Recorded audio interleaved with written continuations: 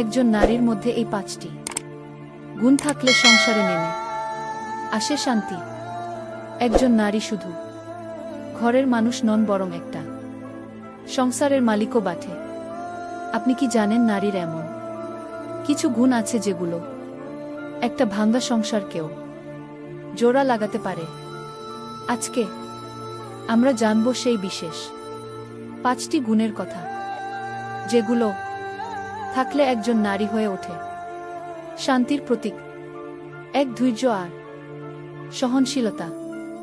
জীবনে ঝড় আসবেই, কিন্তু যে নারী নিজের রাগ, অভিমান, কষ্ট সবকিছু সামলে ধৈর্য ধরে পরিবারের পাশে থাকেন, তিনি একাই একটা সংসারকে ধরে রাখতে পারেন এবং একটা সংসারে সবসময় শান্তি বজায় রাখতে পারেন। 2. সম্মান প্রদর্শনের মনোভাব। স্বামী হোক বা শ্বশুরবাড়ির মানুষ, একজন গুণবতী নারী সবার প্রতি সবসময় সম্মান দেখান, আর এই গুণই তাকে সংসারে শ্রদ্ধার জায়গায় বসায়।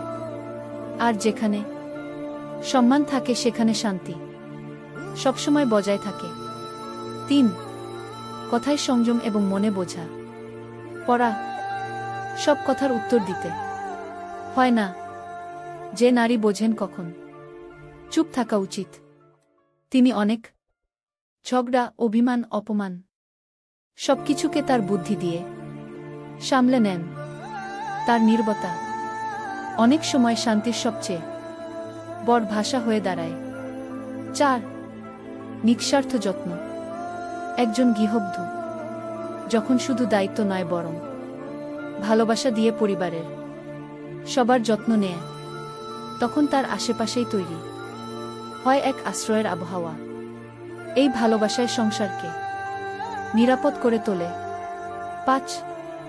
সন্তুষ্টি ও কৃতজ্ঞতা। যে নারী তার স্বামীর প্রতি এবং জীবনের প্রতি কৃতজ্ঞ হয়, তার মুখে কখনো অভিযোগ থাকে না। সে ছোট খুশিতেই বড় আনন্দ খুঁজে নিতে জানে, আর এই ধরনের মনোভাবই সবার মনে শান্তির মনোভাব ছড়িয়ে দেয়া। একজন নারীর শুধু বাইরের সৌন্দর্য নয়, বরং তার হৃদয়ের কিছু গুণ একটা সংসারে শান্তি ফিরিয়ে দিয়ে সেই সংসারটাকে স্বর্গ করে তোলে।